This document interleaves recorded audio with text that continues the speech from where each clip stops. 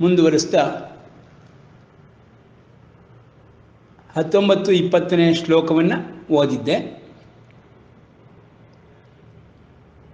ಇಲ್ಲ, 17-18ನೇ ಶ್ಲೋಕವನ್ನು ಓದ್ತಾ ಇದ್ದೆ. ತದ್ಬುದ್ಧಯ ತದಾತ್ಮಾನ ತನ್ನಿಷ್ಠಾತ್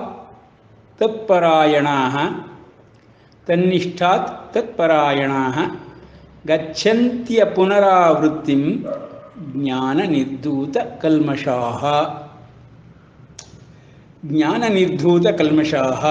ಅಂದರೆ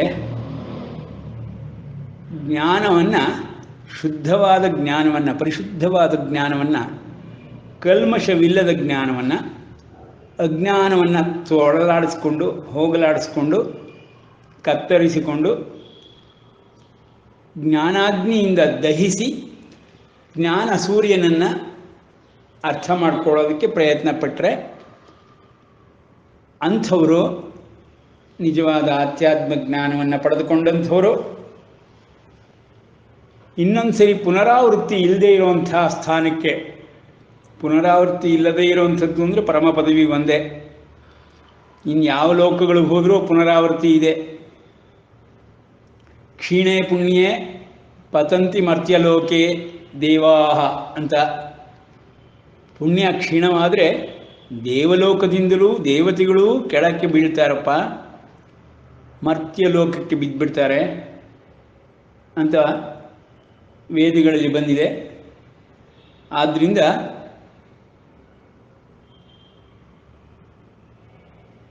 ಊರ್ಧ್ವಲೋಕಗಳಲ್ಲಿ ಹೋಗಿರೋರು ಯಾರೇ ಆಗಿದ್ದರೂ ಪುನರಾವೃತ್ತಿ ಇರುತ್ತೆ.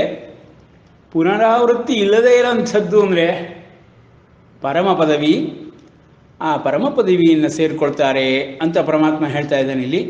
ಗಚ್ಚಂತಿ ಅಪುನರಾವೃತ್ತಿಂ, ಪುನರಾವೃತ್ತಿ ಇಲ್ಲದೇ ಇರುವಂಥದ್ದು ಅಂಥ ಸ್ಥಳಕ್ಕೆ, ಅಂಥ ಪರಮ ಪದವಿಗೆ ಗಚ್ಚಂತಿ ಹೋಗುತ್ತಾರೆ.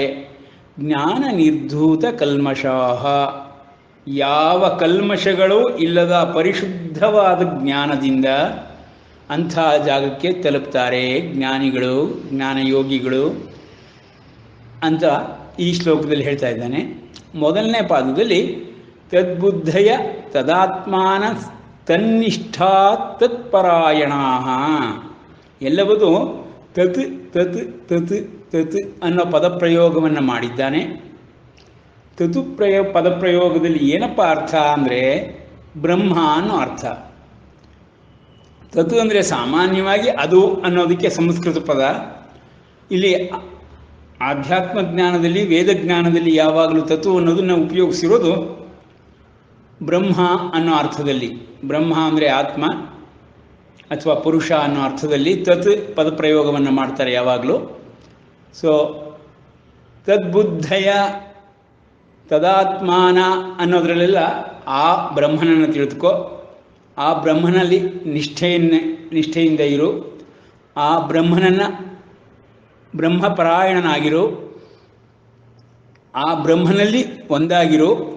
ಅಂಥವನು, ಆ ಬ್ರಹ್ಮಜ್ಞಾನವನ್ನು ಪಡೆದಂಥ ವ್ಯಕ್ತಿ ಗಚ್ಚಂತಿ ಹೋಗುತ್ತಾನೆ, ಅಪುನರಾವೃತ್ತಿ, ಪುನರಾವೃತ್ತಿ ಇಲ್ಲದಂತಹ ಪರಮ ಪದವಿಗೆ ಹೋಗುತ್ತಾನೆ.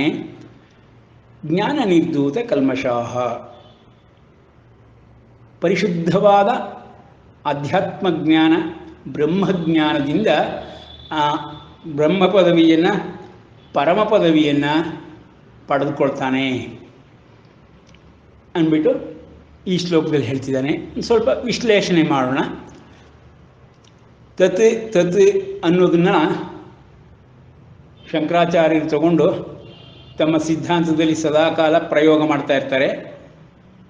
ಓಂ ತತ್ಸತ್ ಅನ್ನೋ ಒಂದು ಶ್ರೇಷ್ಠವಾದ ವೇದೋಕ್ತಿ ಉಂಟು.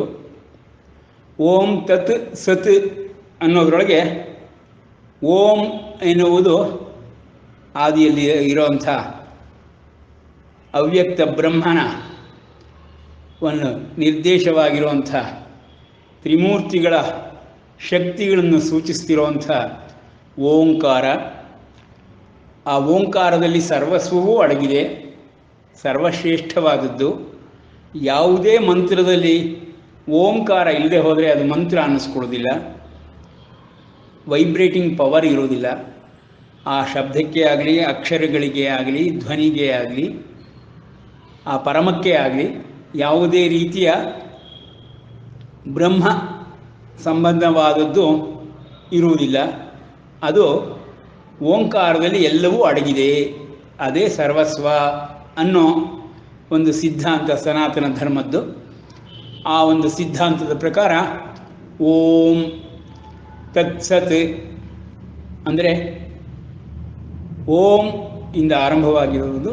ತತ್ ಸತ್, ತತ್ ಎಂದರೆ ಬ್ರಹ್ಮ, ಸತ್ ಎಂದರೆ ಸತ್ಪದಾರ್ಥ. ಸತ್ ಅನ್ನೋದ್ರ ಬಗ್ಗೆ ಸಾಕಷ್ಟು ವಿಶ್ಲೇಷಣೆಗಳನ್ನು ಮಾಡಿದ್ದೇವೆ. ಆ ರೀತಿ ಅದನ್ನು ತಿಳಿದುಕೊಂಡಾಗ ಆ ತತ್ವಗೂ ಸತ್ವಗೂ ಯಾವ ವ್ಯತ್ಯಾಸವೂ ಇಲ್ಲ. ತತ್ವವೇ ಸತ್ವವಾಗಿದೆ, ಬ್ರಹ್ಮನೂ ಆಗಿದೆ. ಓಂ ತತ್ ಸತ್ ಎಂದಾಗಿದೆ.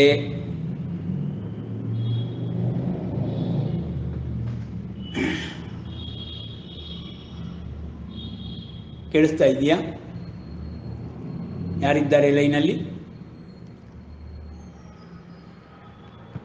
ನಾರಾಯಣ,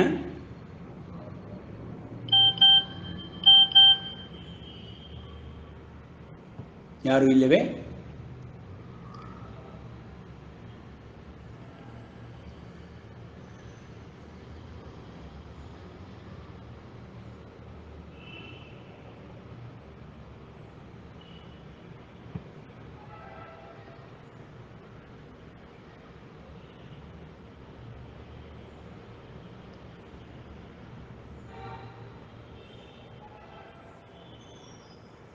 ನಾರಾಯಣ, ಭಾಗ್ಯ ಅವರು ಲೈನ್ ಹೊರಟೋಯ್ತಾ?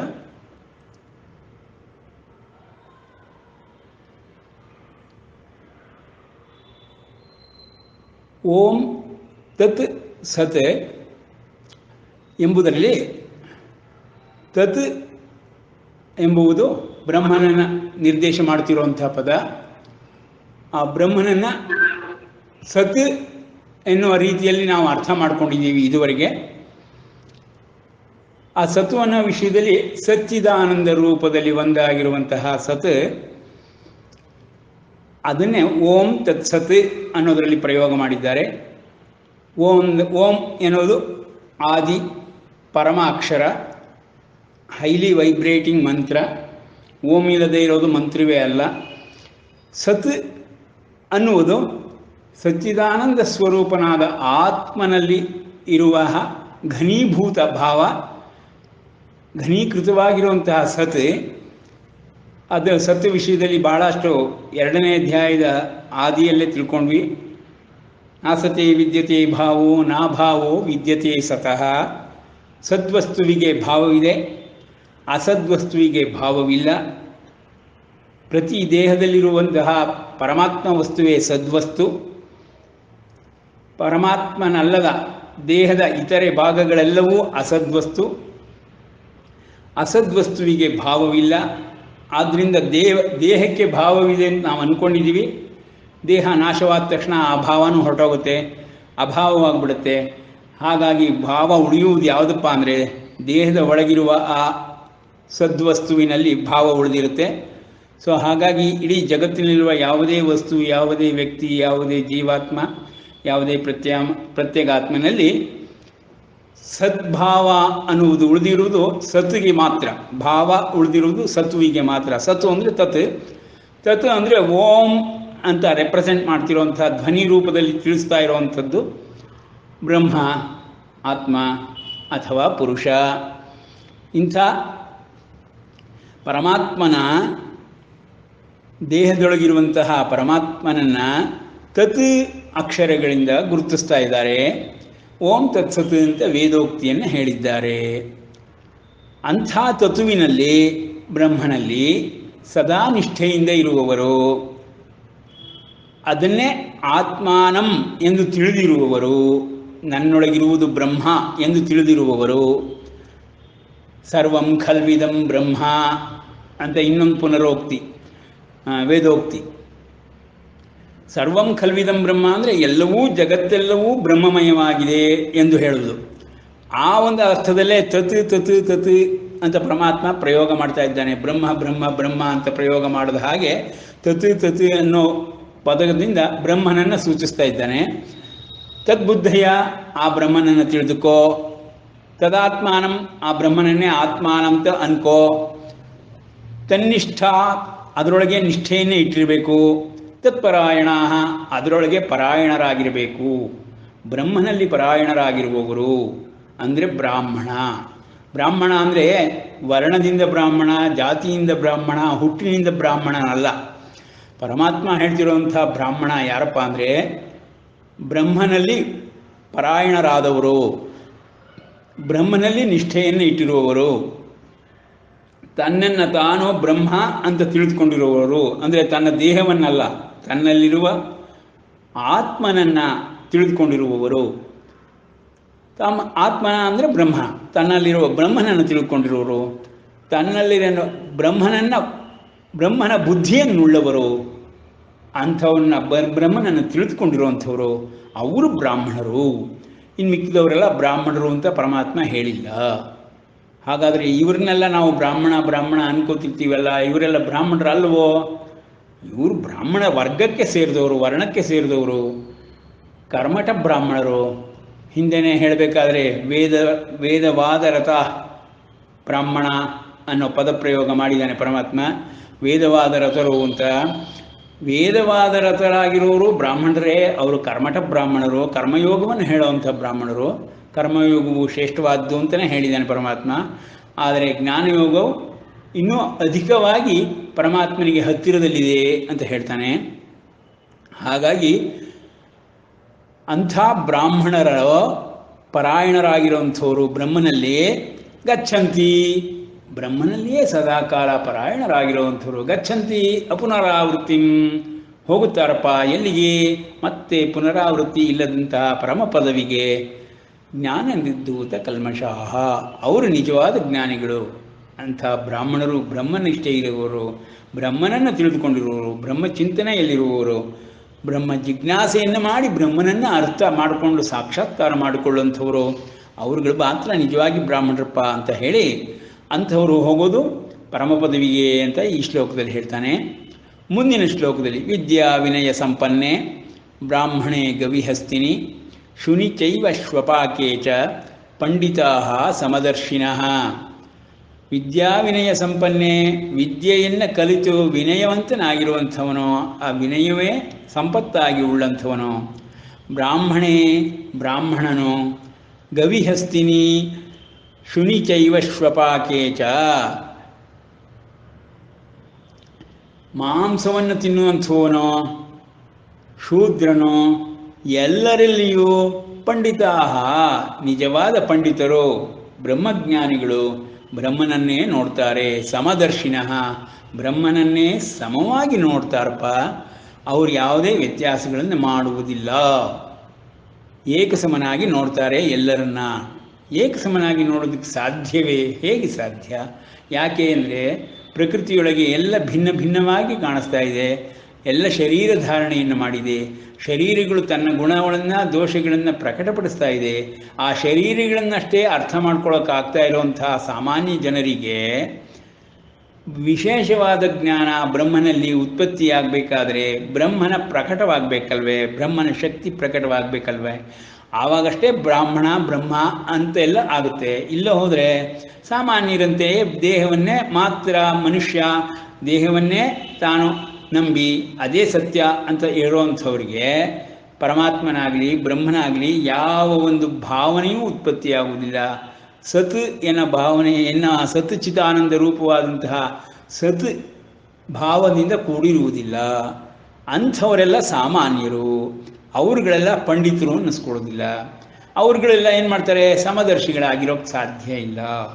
ಅವರು ಎಲ್ಲವನ್ನೂ ಬೇರೆ ಬೇರೆಯಾಗಿಯೇ ನೋಡ್ತಾರೆ, ಸಮದರ್ಶಿಗಳಾಗೋಲ್ಲಪ್ಪ. ಯಾರಿಗೆ ಬ್ರಹ್ಮಜ್ಞಾನ ಒಲಿದಿರುತ್ತೋ, ಯಾರು ಬ್ರಹ್ಮನನ್ನು ಸಾಕ್ಷಾತ್ಕರಿಸ್ಕೊಂಡಿರ್ತಾರೋ ಅಥವಾ ಪರಬ್ರಹ್ಮನನ್ನು ನೋಡಿರ್ತಾರೋ ಅಂಥವರು ಮಾತ್ರ ಎಲ್ಲದರಲ್ಲೂ ಸಮವಾಗಿ ನೋಡ್ತಾ ಇರ್ತಾರೆ. ನೋಡಿ, ಸಮವಾಗಿ ನೋಡೋದು ಅನ್ನೋದು ಅಷ್ಟು ಸುಲಭದ ಮಾತಲ್ಲ. ಯಾಕೆ?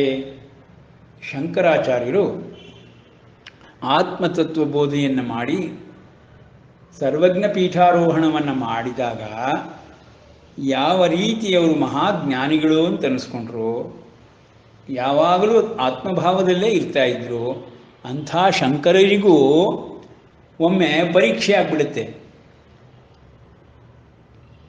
ವ್ಯಾಸರು, ಯಮಧರ್ಮ ಇವರುಗಳೆಲ್ಲ ಬಂದು ಶಂಕರನ್ನು ಆದಷ್ಟು ಪರಿಶೀಲನೆ ಮಾಡ್ತಾರೆ. ಒಮ್ಮೆ ಹೀಗೆ ಕಾಶಿಯಲ್ಲಿ ಒಂದು ಸರಿ ಶಂಕರಾಚಾರ್ಯರಿಗೆ ಒಂದು ಚಾಂಡಾಲನ ರೂಪದಲ್ಲಿ ಕಾಣಿಸಿಕೊಂಡಂಥ ಯಮಧರ್ಮರಾಜ ತಕ್ಷಣವೇ ಶಂಕರಾಚಾರ್ಯರು ಚಾಂಡಾಲ ದೂರಂಗಚ್ಛ ಅಂತ ಹೇಳಿಬಿಡ್ತಾರೆ. ಆಗ ಚಾಂಡಾಲ ರೂಪಿಯಾಗಿದ್ದಂತಹ ಯಮಧರ್ಮ ಪ್ರಶ್ನೆ ಕೇಳ್ತಾನೆ, ಯಾರಿಗೆ ಹೇಳ್ತಾ ಇದೀಯ ನೀನು? ಈ ದೇಹಕ್ಕೂ ಆತ್ಮನಿಗೋ ಅನ್ನೋ ಪ್ರಶ್ನೆ ಕೇಳಿಬಿಡ್ತಾನೆ. ಕೇಳಿದ ತಕ್ಷಣವೇ ಆತ್ಮಜ್ಞಾನ ಇರುವಂಥವನು ಇವನು, ದೇಹ ಬೇರೆ ಆತ್ಮ ಬೇರೆ ಅಂತ ಅರ್ಥ ಮಾಡಿಕೊಂಡಿರುವಂಥ ಈ ವ್ಯಕ್ತಿ ರೂಪದಲ್ಲಿ ಆ ರೀತಿ ಕಾಣಿಸ್ತಾ ಇದ್ರು, ಇವನು ಬ್ರಹ್ಮಜ್ಞಾನಿಯೇ ಸರಿ. ಈ ಬ್ರಹ್ಮಜ್ಞಾನಿಯನ್ನು ನಾನು ಈ ರೀತಿ ಸಂಬೋಧನೆ ಮಾಡಿಬಿಟ್ನಲ್ಲ, ಈ ರೀತಿ ದೂರ ಇರು ಅಂತ ಹೇಳಿಬಿಟ್ನಲ್ಲ, ಅಪಚಾರವಾಗೋಯ್ತಲ್ಲ, ನನ್ನ ಬ್ರಹ್ಮಜ್ಞಾನಕ್ಕೆ ಪರೀಕ್ಷೆ ಆಗೋಯ್ತಲ್ಲ, ಒಂದು ಕ್ಷಣ ನಾನು ಬ್ರಹ್ಮಭಾವದಿಂದ ಹೊರಗೆ ಬಂದ್ಬಿಟ್ನಲ್ಲ ಅಂತ ಶಂಕರರು ಪರಿತಪಿಸ್ತಾರೆ. ಅಂದರೆ ಬ್ರಹ್ಮಭಾವ, ಬ್ರಹ್ಮಜ್ಞಾನ, ಆತ್ಮಜ್ಞಾನ ಅನ್ನುವುದು ಅಷ್ಟೊಂದು ಉತ್ಕೃಷ್ಟವಾದದ್ದು. ಅದರಲ್ಲೇ ಸದಾಕಾಲ ಇರ್ತೀನಿ, ಯಾವಾಗಲೂ ಅದರಲ್ಲೇ ಪರಾಯಣನಾಗಿರ್ತೀನಿ, ಅದರಲ್ಲೇ ನಿಷ್ಠನಾಗಿರ್ತೀನಿ ಅಂತ ಯಾರೂ ಅಧಿಕಾರಯುತವಾಗಿ ಕೇಳ್ಕೊಳ್ಳೋಕ್ಕಾಗಲ್ಲ. ಯಾರಿಗೂ ಸಾಧ್ಯವಿಲ್ಲದ ಒಂದು ಸಾಧನೆ ಸಿದ್ಧಿ ಪಡ್ಕೊಳ್ಬೇಕು. ಬ್ರಹ್ಮನಲ್ಲಿಯೇ ಸದಾ ನೆಲೆ ನಿಲ್ಲೋದು ಅನ್ನೋದು ಸುಲಭದ ಮಾತಲ್ಲ. ಪರಮಾತ್ಮನಾದ ಪರಮೇಶ್ವರನಾದ ಸದಾಶಿವನಾದ ಶಂಕರನು ಸದಾ ಬ್ರಹ್ಮನಲ್ಲಿ ನೆಲೆ ನಿಲ್ಲೋದಕ್ಕೆ ಪ್ರಯತ್ನ ಪಡ್ತಾ ಇರ್ತಾನೆ. ಬ್ರಹ್ಮನಿಂದ ಕಿಂಚಿತ್ ಹೊರಗೆ ಬಂದರು, ಬ್ರಹ್ಮಭಾವದಿಂದ ಕಿಂಚಿತ್ ಅಲುಗಾಡಿದರು. ಪರಮೇಶ್ವರನೂ ಪರೀಕ್ಷೆಗೆ ಒಳಪಡ್ತಾನೆ. ಹಾಗಿದೆ ದಿವ್ಯ ವ್ಯವಸ್ಥೆ. ಅಂಥ ದಿವ್ಯ ವ್ಯವಸ್ಥೆ ಒಳಗೆ ದೇವತಾದಿಗಳಿಗಾಗಲಿ, ಇಂದ್ರಾದಿ ದೇವತೆಗಳಿಗಾಗಲಿ, ಮನುಷ್ಯರಿಗಾಗಲಿ, ಯಾರಿಗೇ ಆಗಲಿ ಬ್ರಹ್ಮಭಾವದಿಂದ ಸದಾಕಾಲ ಇರೋದಕ್ಕೆ ಸಾಧ್ಯ ಇಲ್ಲಪ್ಪ, ಆಗೋದಿಲ್ಲಪ್ಪ. ಆದ್ದರಿಂದ ಇಂಥ ತಪ್ಪುಗಳು ಆಗುತ್ತೆ, ಇಂಥ ಚ್ಯುತಿ ಉಂಟಾಗುತ್ತೆ ಅನ್ನೋ ಅರ್ಥದಲ್ಲಿ ಪರಮಾತ್ಮ ಹೇಳಿದ್ದಾನೆ. ಅದು ಶುದ್ಧವಾಗಿದ್ದವರು, ಒಂದು ಚೂರು ಚ್ಯುತಿ ಉಂಟಾಗದೇ ಇದ್ದವರು, ಕಲ್ಮಶಗಳನ್ನೆಲ್ಲ ಸಂಪೂರ್ಣವಾಗಿ ಶುದ್ಧಗೊಳಿಸಿರುವಂಥವರು, ಜ್ಞಾನವನ್ನು ಪಡೆದುಕೊಂಡಿರುವಂಥವರು, ಜ್ಞಾನ ನೆಲೆಯಲ್ಲಿ ಇರುವಂಥವರು, ಜ್ಞಾನ ದೀಪವನ್ನು ಸದಾಕಾಲ ಪ್ರಕಾಶದಲ್ಲಿ ಬದುಕ್ತಾ ಇರುವಂಥವರು, ಯಾವ ಜ್ಞಾನ ದೀಪದ ಪ್ರಕಾಶದಲ್ಲಿ ಬ್ರಹ್ಮನನ್ನು ಸದಾ ಸಾಕ್ಷಾತ್ಕರಿಸಿಕೊಂಡಿರ್ತಾರೋ ಅಂಥವರುಗಳು ಪಂಡಿತರು. ಯಾಕಪ್ಪ? ಎಲ್ಲವನ್ನು ಸಮದರ್ಶಿನಃ, ಸಮವಾಗಿ ನೋಡುತ್ತಾರೆ. ಅವರು ಯಾವುದನ್ನು ವ್ಯತ್ಯಾಸ ನೋಡೋದಿಲ್ಲ. ಮೇಲ್ನೋಟಕ್ಕೆ ದೇಹಗಳು ಕಾಣಿಸ್ತಾ ಇದ್ರು, ಭಿನ್ನವಾಗಿದ್ದರು, ಬೇರೆ ಬೇರೆಯಾಗಿದ್ದರು. ಜಾತಿ, ಧರ್ಮ, ಮತ, ಕುಲ, ಗೋತ್ರ, ಹೆಣ್ಣು ಗಂಡು ಎಲ್ಲ ರೀತಿಯ ಭೇದ ಭಾವಗಳು ಹೊರನೋಟಕ್ಕೆ ಕಾಣಿಸ್ತಾ ಇದ್ರು. ಬ್ರಹ್ಮನ ಒಂದೇ, ಆ ಬ್ರಹ್ಮನನ್ನು ನಾವು ತಿಳ್ಕೊಳ್ಬೇಕು ಅನ್ನೋ ಬ್ರಹ್ಮ ಸಾಕ್ಷಾತ್ಕಾರದಲ್ಲಿ ಬ್ರಹ್ಮನಿಷ್ಠರಾಗಿರುವಂಥ ಯಾವ ಬ್ರಾಹ್ಮಣರು ಜ್ಞಾನಿ ಭಕ್ತರು ಇರ್ತಾರೋ ಅಂಥ ಜ್ಞಾನಿ ಭಕ್ತರು ಬ್ರಾಹ್ಮಣ ಅನ್ನಿಸ್ಕೊಳ್ತಾರೆ. ಅಂಥವರು ಬ್ರಹ್ಮನಿಷ್ಠ ಪರಾಯಣರಾಗಿರ್ತಾರೆ. ಅಂಥ ಬ್ರಹ್ಮನಿಷ್ಠ ಪರಾಯಣರಾದಂಥ ಜ್ಞಾನಿಗಳು ನಿರ್ಧೂತ ಕಲ್ಮಷಾಹ, ಎಲ್ಲ ಕಲ್ಮಷಗಳನ್ನು ತೊಳೆದುಕೊಂಡು ಶುದ್ಧರಾಗಿ ಸದಾ ಬ್ರಹ್ಮ ಸಾಕ್ಷಾತ್ಕಾರವನ್ನೇ ಪಡೆದುಕೊಂಡು ಯಾರು ಇರ್ತಾರೋ ಅಂಥವರು ಎಲ್ಲರಲ್ಲೂ ಸಮವಾದ ದೃಷ್ಟಿಯನ್ನು ಹೊಂದಿರ್ತಾರೆ. ಅವರಿಗೆ ಬೇರೆ ಏನೂ ಕಾಣಿಸ್ತಾ ಇರುವುದಿಲ್ಲ. ಅವ್ರಿಗೆ ಕಾಣಿಸೋದಿಲ್ಲವೂ ಬ್ರಹ್ಮಮಯವಾಗಿರುತ್ತದೆ, ಎಲ್ಲವೂ ಬ್ರಹ್ಮಮಯವಾಗಿರುತ್ತದೆ. ಉದಾಹರಣೆಗೆ ನನಗೆ ಪುರಂದರದಾಸರ ಪದ ಒಂದು ಜ್ಞಾಪಕಕ್ಕೆ ಬರುತ್ತೆ. ಶಿಲೆಯೆಲ್ಲ ಶಿವಮಯ, ಜಲವೆಲ್ಲ ಹರಿಮಯ, ಮಳಲು ಮೆಟ್ಟಲುಗಳೆಲ್ಲ ಬ್ರಹ್ಮಮಯವೂ ಅಂತ. ಬೆಳೆದಿಪ್ಪ ದರ್ಭೆಗಳು ಸಾಕ್ಷಾತ್ ಬ್ರಹ್ಮಮಯ, ನಳಿನ ನಾಳವು ಸರ್ವ ವಿಷ್ಣುಮಯವೂ. ಪುರಂದರದಾಸರ ಪದದಲ್ಲಿ ಬರೋ ಹಾಗೆ ಅವರಿಗೆ ಹೇಗೆ ಕಾಣಿಸ್ತಿರುತ್ತೆ ಎಲ್ಲವೂ ಜಗತ್ತು? ನೀರೂ ಬ್ರಹ್ಮನಾಗಿ ಕಾಣಿಸ್ತಿರುತ್ತೆ, ನೀರಿನಲ್ಲಿರುವ ಕಮಲವೂ ಬ್ರಹ್ಮನಾಗಿ ಕಾಣಿಸ್ತಿರುತ್ತೆ, ಸರ್ವಸ್ವವೂ ಮಣ್ಣು ಮೆಟ್ಟಲು ಮಳಲುಗಳು ಎಲ್ಲವೂ ಬ್ರಹ್ಮಮಯವಾಗಿ ಕಾಣಿಸ್ತಿರುತ್ತೆ. ಆ ಒಂದು ಅವಸ್ಥೆಯಲ್ಲಿ ಇರ್ತಾರೆ, ಬ್ರಹ್ಮನಿಷ್ಠ ಪರಾಯಣರಾಗಿರ್ತಾರೆ. ಅಂಥ ಪುರಂದರದಾಸರು ಬ್ರಹ್ಮನಿಷ್ಠ ಪರಾಯಣರಾಗಿದ್ದರಿಂದ ಅವ್ರನ್ನ ಬ್ರಾಹ್ಮಣ ಅಂತ ಹೇಳಬೇಕೇ ಹೊರತು ಹುಟ್ಟಿಯಿಂದ ಬ್ರಾಹ್ಮಣ, ಜಾತಿಯಿಂದ ಬ್ರಾಹ್ಮಣ, ಕರ್ಮದಿಂದ ಬ್ರಾಹ್ಮಣ ಅವರುಗಳನ್ನೆಲ್ಲ ಹೇಳೋದು. ಪಂಡಿತನ ಲಕ್ಷಣಗಳಿದ್ದಾಗ ಮಾತ್ರ ಇವನ್ ಬ್ರಾಹ್ಮಣನೂ ಸಹಿತ, ಬ್ರಾಹ್ಮಣ ವರ್ಣದಲ್ಲಿ ಹುಟ್ಟಿದವನೂ ಸಹಿತ ಪಂಡಿತ ಅನ್ನುವ ಲಕ್ಷಣಗಳನ್ನು ಹೊಂದಿರ್ತಾನೆ. ಆ ಪಂಡಿತನ ಲಕ್ಷಣ ಏನಪ್ಪ? ಸಮದರ್ಶಿನಃ. ಯಾರ್ಯಾರಲ್ಲಿ ಸಮದರ್ಶಿನಃ? ಅವನು ಎಲ್ಲರಲ್ಲೂ ಒಂದೇ ಸಮವಾಗಿ ಬ್ರಹ್ಮನನ್ನು ನೋಡುತ್ತಾ ಇರ್ತಾನೆ. ಅವನು ವ್ಯತ್ಯಾಸವನ್ನು ನೋಡಲ್ಲ. ಶೂದ್ರ, ವೈಶ್ಯ, ಬ್ರಾಹ್ಮಣ ಈ ರೀತಿ ವ್ಯತ್ಯಾಸಗಳು ಅವನ ದೃಷ್ಟಿಯಲ್ಲಿ ಇರುವುದೇ ಇಲ್ಲ. ನಮಗೆ ಪ್ರಹ್ಲಾದ ಮಹಾರಾಜರ ಭಕ್ತಿ ಸಾಮ್ರಾಜ್ಯವನ್ನು ಪರಮಾತ್ಮ ಕರುಣಿಸಿದಂಥ, ಸಾಮ್ರಾಜ್ಯಕ್ಕೆ ಅಧ್ಯಕ್ಷ ಸ್ಥಾನವನ್ನು ಕರುಣಿಸಿದಂಥ ಭಕ್ತಪರಾಧೀನ ಪರಮಾತ್ಮ ಅವರ ಜ್ಞಾಪಕ ಬರುತ್ತದೆ. ಏನು ಪ್ರಹ್ಲಾದ ಮಹಾರಾಜರು ಎಲ್ಲದಲ್ಲೂ ವಿಷ್ಣುವನ್ನೇ ನೋಡ್ತಿದ್ರು. ಸರ್ವಂ ವಿಷ್ಣುಮಯಂ ಜಗತ್ತು. ಅವ್ರಿಗೆ ವಿಷ್ಣುವಲ್ಲದೆ ಅನ್ಯ ಕಾಣಿಸ್ತಾನೆ ಇರಲಿಲ್ಲ.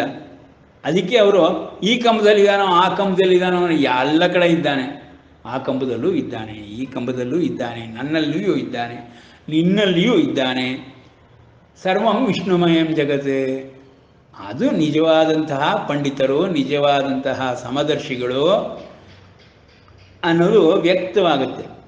ಅಂಥ ಒಂದು ಎತ್ತರದ ಉತ್ಕೃಷ್ಟ ಸ್ಥಿತಿಯಲ್ಲಿರುವಂತಹ ಬುದ್ಧಿ, ತದ್ಬುದ್ಧಯ ಅಂಥ ಬುದ್ಧಿ, ತದಾತ್ಮಾನಂ ಅಂತಹ ಬ್ರಹ್ಮಜ್ಞಾನ, ಶಿಷ್ಟಿ ತನ್ನಿಷ್ಠ ಅದರೊಳಗೆ ನಿಷ್ಠೆಯನ್ನು ಇಟ್ಕೊಂಡಿರುವಂಥ ಬ್ರಹ್ಮನಿಷ್ಠೆ, ತತ್ಪರಾಯಣ ಬ್ರಹ್ಮಪರಾಯಣರು ಅಂದರೆ ಬ್ರಹ್ಮ ಪರಬ್ರಹ್ಮ ಎರಡು ಒಂದೇ ಅಂತ ಹೇಳಿದ್ದೀನಿ. ಪರಬ್ರಹ್ಮ ಪರಾಯಣರಾಗಿದ್ದಂಥ ಪ್ರಹ್ಲಾದ ಮಹಾರಾಜರು, ಪುರಂದರದಾಸರು ಇವರುಗಳ ದೃಷ್ಟಿಯಲ್ಲಿ ಹೇಗೆ ಜಗತ್ತು ಕಾಣಿಸ್ತಿತ್ತಪ್ಪ?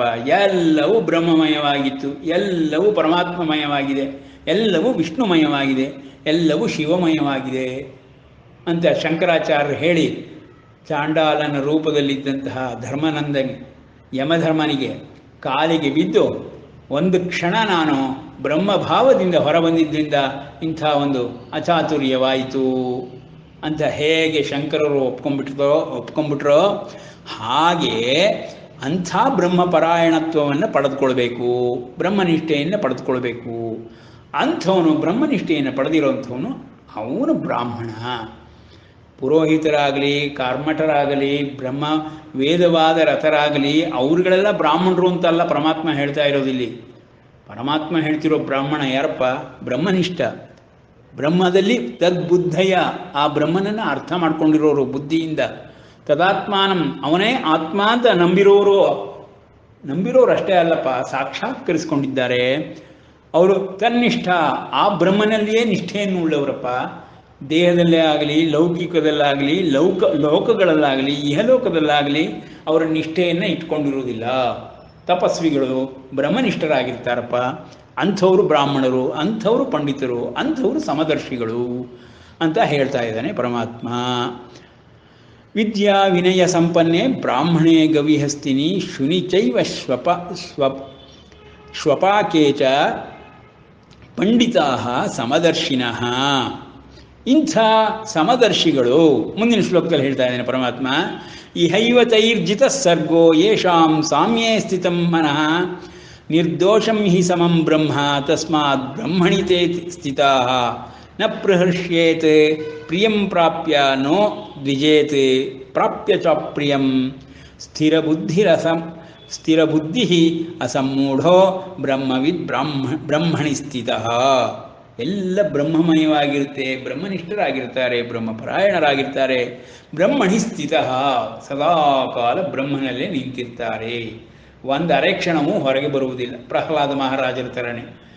ಹರಿಯನ್ನು ಮರೆಯುವುದೇ? ಹರಿಯ ವಿಸ್ಮರಣೆ ನಾನು ಇರೋದಕ್ಕೆ ಸಾಧ್ಯ ಇಲ್ಲ. ಹರಿಯ ಸ್ಮರಣೆಯಲ್ಲಷ್ಟೇ ಇರಬಲ್ಲೆ ನಾನು, ಹರಿಯ ವಿಸ್ಮರಣೆಯಲ್ಲಿ ಇರುವುದಕ್ಕೆ ನನ್ನಿಂದ ಸಾಧ್ಯವಿಲ್ಲ. ವಿಷವನ್ನು ಬೇಕಾದರೂ ಕುಡಿದ್ಬಿಡ್ತೀನಿ, ಕುಡುಮ್ಮ ಅಂತ ಹೇಳಿ ವಿಷವನ್ನೇ ತಗೊಂಡು ಪ್ರಾಶನ ಮಾಡಿಬಿಡ್ತಾನೆ ಪ್ರಹ್ಲಾದ ಮಹಾರಾಜ. ಅದರಲ್ಲಿ ತೋರಿಸ್ತಾರೆ ಸಮದರ್ಶಿನಃ ಪಂಡಿತಾಃ ಬ್ರಾಹ್ಮಣಃ ಅಂತ. ಅಂಥವನು ಬ್ರಾಹ್ಮಣ ಅಂತ. ಪುರಂದರದಾಸರು ಬ್ರಾಹ್ಮಣರು ಅಂತ ನಾ ಹೇಳಿಲ್ವೇ? ಹಾಗೆ ವೇದಾಂತಕೋ ಬ್ರಾಹ್ಮಣ ಸ್ಯಾತ್ ಕ್ಷತ್ರಿಯೋ ವಿಜಯೀ ಭವೇತ್. ಯಾರು ವೇದಾಂತವನ್ನು ತಿಳಿದಿದ್ದಾರೋ, ವೇದಾಂತ ಸಾರ ಜ್ಞಾನವನ್ನು ಪಡೆದು ಜ್ಞಾನಿಗಳಾಗಿದ್ದಾರೋ ಅಂಥವರು ಸಮದರ್ಶಿಗಳಾಗಿರ್ತಾರೆ. ಅಂಥವರು ಬ್ರಾಹ್ಮಣ ವರ್ಣ, ವೈಶ್ಯ ವರ್ಣ, ಕ್ಷತ್ರಿಯ ವರ್ಣ, ಶೂದ್ರ ವರ್ಣ ಅಂತ ಬೇರೆ ಬೇರೆಯಾಗಿ ನೋಡುವುದಿಲ್ಲ. ಅವರು ಎಲ್ಲರಲ್ಲಿಯೂ ಬ್ರಹ್ಮನನ್ನೇ ನೋಡ್ತಾರೆ. ಪುರಂದರದಾಸರು ಇನ್ನೂ ಒಂದು ಹೆಜ್ಜೆ ಮುಂದೆ ಹೋಗಿ ಮಳಲು ಮೆಟ್ಟಲುಗಳೆಲ್ಲ ಬ್ರಹ್ಮಮಯವೂ, ಶಿವಮಯವೂ, ವಿಷ್ಣುಮಯವೂ ಅಂತ ಹೇಳ್ತಾರೆ. ಹಾಗೆ ಸರ್ವಸ್ವವನ್ನು ವಿಷ್ಣುಮಯವನ್ನಾಗಿ ನೋಡುವಂತಹ, ಬ್ರಹ್ಮಮಯವಾಗಿ ನೋಡುವಂತಹ, ಶಿವಮಯವಾಗಿ ನೋಡುವಂತಹ ಯಾವ ಬುದ್ಧಿ ಇದೆಯೋ, ಯಾವ ಸಾಕ್ಷಾತ್ಕಾರ ಆಗಿದೆಯೋ ಅಂತಹ ಬ್ರಹ್ಮನಲ್ಲಿ ಸ್ಥಿತರಾಗಿರ್ತಾರೋ, ಸ್ಥಿರ ಬುದ್ಧಿಯುಳ್ಳವರಾಗಿರ್ತಾರೋ, ಯಾವ ಕಾರಣಗಳಿಗೂ ಆ ಬುದ್ಧಿ ಯಾವ ಮೋಹ ಕಾಮ ಕ್ರೋಧಾದಿಗಳಿಂದ ಚಲಿತವಾಗುವುದಿಲ್ಲವೋ, ವಿಚಲಿತರಾಗದಂತಹ ವ್ಯಕ್ತಿತ್ವವನ್ನು ಹೊಂದಿರುವಂತಹ ಅಂಥ ಬ್ರಹ್ಮನಿಷ್ಠರುಗಳು ನಿಜವಾಗಿಯೂ ಪಂಡಿತರು, ಸಮದರ್ಶಿಗಳು ಅಂತ ಹೇಳಿ ಪರಮಾತ್ಮ ಈ ಮುಂದಿನ ಶ್ಲೋಕದಲ್ಲಿ ಏನು ಹೇಳ್ತಾ ಇದ್ದಾನೆ? ಇಂಥ ಒಂದು ಈ ಇಹಲೋಕದಲ್ಲಿಯೇ ಅವರುಗಳು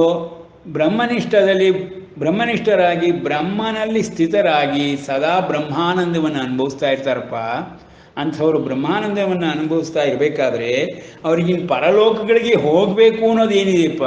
ಅವ್ರು ಇದ್ದಾಗ ಈ ದೇಹದಲ್ಲಿ ಶರೀರತ್ರಯದಲ್ಲಿ ಇದ್ದಾಗಿಯೇ ಸದಾ ಬ್ರಹ್ಮನಲ್ಲಿ ಸ್ಥಿತರಾಗಿರುವಂತಹ ಮಹನೀಯರು ಅವ್ರು ಇಲ್ಲಿದ್ದರೂ ಒಂದೇ, ಬೇರೆ ಲೋಕಕ್ಕೆ ಹೋದರೂ ಒಂದೇ, ಯಾವ ಶರೀರದಲ್ಲಿದ್ದರೂ ಒಂದೇ, ಅವರಿಗೆ ಸರ್ವಸ್ವವು ಬ್ರಹ್ಮಮಯವಾಗಿಯೇ ಇರುತ್ತದೆ. ಅಂದರೆ ನಾವು ಸಾಮಾನ್ಯವಾಗಿ ಕಾಣಿಸುವಂತಹ ದೇಹವನ್ನು ಹೊತ್ತಿರುವಂಥ ಪ್ರಹ್ಲಾದರಾಗಲಿ, ಪುರಂದರದಾಸರಾಗಲಿ, ತ್ಯಾಗರಾಜರಾಗಲಿ ಅಥವಾ ಆದಿಶಂಕರರೇ ಆಗಲಿ, ಇಂಥವ್ರುಗಳನ್ನೆಲ್ಲ ನೋಡಿದಾಗ ನಾವು ಬರೀ ದೇಹದಿಂದ ಮಾತ್ರ ಬಲ್ಲೆವು, ವ್ಯಕ್ತ ರೂಪದಿಂದ ಮಾತ್ರ ಬಲ್ಲೆವು. ಅವರ ಬ್ರಹ್ಮನಿಷ್ಠೆ, ಅವರ ಬ್ರಹ್ಮಣ ಸ್ಥಿತಿಯನ್ನು ಅರ್ಥ ಮಾಡಿಕೊಳ್ಳೋದಕ್ಕೆ ಸಾಧ್ಯವಿಲ್ಲವು. ಯಾಕೆ? ಯಾವುದು ಪಾರದರ್ಶಕವಾಗಿಲ್ಲ, ಯಾವುದು ಟ್ರಾನ್ಸ್ಪರೆಂಟ್ ಅಲ್ಲ, ಎಲ್ಲವೂ ಪಾರದರ್ಶಕವಾಗಿಲ್ಲದೇ ಇರೋವಂಥದ್ದೇ ಆಗ್ಬಿಟ್ಟಿರೋದ್ರಿಂದ ಬ್ರಹ್ಮವೇ ಆಗಲಿ, ಮನಸ್ಸೇ ಆಗಲಿ, ಬುದ್ಧಿಯೇ ಆಗಲಿ, ಇಂದ್ರಿಯಗಳೇ ಆಗಲಿ, ಎಲ್ಲವೂ ಪಾರದರ್ಶಕವಾಗಿಲ್ಲ. ಎಲ್ಲವೂ ದೇಹದ ಒಳಗೆ ಕೂತಿದೆ. ದೇಹ ಏನಾಗಿದೆ? ಎಲ್ಲವನ್ನು ತಡೀತಾ ಇದೆ, ಕಾಣಿಸದೇ ಇದ್ದಂಗೆ ಮಾಡ್ತಾ ಇದೆ. ಅಂಥ ದೇಹ ಎಲ್ಲವನ್ನೂ ಕಾಣಿಸದೇ ಇದ್ದಂಗೆ ಒಳಗೆ ಮುಚ್ಚಿಟ್ಕೊಂಡಿರುವಂಥದ್ರಿಂದ, ಪಾರದರ್ಶಕವಲ್ಲದ್ರಿಂದ ನಾವು ಬ್ರಹ್ಮನನ್ನು ನಂಬಿಯೇ ಇಲ್ಲ, ಬ್ರಹ್ಮ ಇದ್ದಾನೆ ಅಂತ ಭಾವದಲ್ಲಿಯೇ ಇಲ್ಲ. ಹಾಗಾಗಿ ಸಾಮಾನ್ಯರೇ. ಬ್ರಹ್ಮಸ್ಥಿತರೋ ಬ್ರಹ್ಮಣಿ ಸ್ಥಿತ ಬ್ರಹ್ಮವಿದ್, ಬ್ರಹ್ಮನನ್ನು ತಿಳಿದುಕೊಂಡವರು, ಬ್ರಹ್ಮನಲ್ಲಿ ಸ್ಥಿರ ಬುದ್ಧಿಯಿಂದ ನಿಂತಿರುವಂಥವರು ಬ್ರಾಹ್ಮಣ ಅನ್ನಿಸ್ಕೊಂಡಿರೋರು. ಯಾವ ಬ್ರಾಹ್ಮಣ? ವೇದಾಂತಕೋ ಬ್ರಾಹ್ಮಣ ಸ್ಯಾತ್ ಅಂತ. ಈಗ ನಾವು ಲೋಕೋಕ್ತಿ ಒಂದನ್ನು ಸಾಮಾನ್ಯವಾಗಿ ಕೇಳಿರ್ತೀವಿ. ಏನಪ್ಪ? ಅಭಿಷೇಕ ಪ್ರಿಯೋ ಶಂಭು ಅಲಂಕಾರ ಪ್ರಿಯೋ ಹರಿಹಿ. ಅಭಿಷೇಕ ಪ್ರಿಯೋ ಶಂಭು ಅಲಂಕಾರ ಪ್ರಿಯೋ ಹರಿಹಿ ನಮಸ್ಕಾರ ಪ್ರಿಯೋ ಸೂರ್ಯ ಬ್ರಾಹ್ಮಣೋ ಭೋಜನ ಪ್ರಿಯ. ಎಲ್ಲರೂ ಬ್ರಾಹ್ಮಣ ಭೋಜನ ಪ್ರಿಯ, ಬ್ರಾಹ್ಮಣ ಭೋಜನ ಪ್ರಿಯ. ಭೋಜನ ಅನ್ನೋದನ್ನು ಹಗೂರವಾಗಿ ತೊಗೊಂಡ್ಬಿಡ್ತೀವಿ. ಆಹಾರ, ಅನ್ನ ಅನ್ನೋದನ್ನು ಹಗೂರವಾಗಿ ತೊಗೊಂಡ್ಬಿಡ್ತೀವಿ. ಆ್ಯಕ್ಚುಲಿ ವೇದಗಳು ಹೇಳೋದೇನೋ? ಪರಬ್ರಹ್ಮ ವಸ್ತುವೇ ಅನ್ನ ಅಪ್ಪ, ಪ್ರತ್ಯಕ್ಷವಾಗಿರುವಂಥ ಪರಬ್ರಹ್ಮ ವಸ್ತು ಅನ್ನ. ಅನ್ನ ಇಲ್ಲದಲೇ ಇದ್ದರೆ ಜೀವಗಳಿಲ್ಲ, ಜಂತುಗಳಿಲ್ಲ, ಯಾವುದೂ ಇಲ್ಲ ಜಗತ್ತಲ್ಲಿ. ಪ್ರತಿಯೊಂದು ಪ್ರಾಣಿಯೂ, ಪ್ರತಿಯೊಂದು ಮನುಷ್ಯನೋ, ಪ್ರತಿಯೊಂದು ಜೀವಾತ್ಮನೋ ಪ್ರತ್ಯೇಗಾತ್ಮನೋ ದೇಹಧಾರಿಯಾಗಿರೋದ್ರಿಂದ, ಈವನ್ ದೇವತೆಗಳೂ ಸಹಿತ ಸೂಕ್ಷ್ಮ ದೇಹಧಾರಿಗಳಾಗಿರೋದ್ರಿಂದ ಎಲ್ಲರಿಗೂ ಅನ್ನದ ಅವಶ್ಯಕತೆ ಇದ್ದೇ ಇದೆ. ಅನ್ನದ ಅವಶ್ಯಕತೆ ಇರೋದ್ರಿಂದ ಅನ್ನ ಇಲ್ಲದಲೇ ಇದ್ದರೆ ಬದುಕುವುದಕ್ಕೆ ಸಾಧ್ಯವಿಲ್ಲವಾದ್ದರಿಂದ ಅಂಥವರೆಲ್ಲರೂ ಸಹಿತ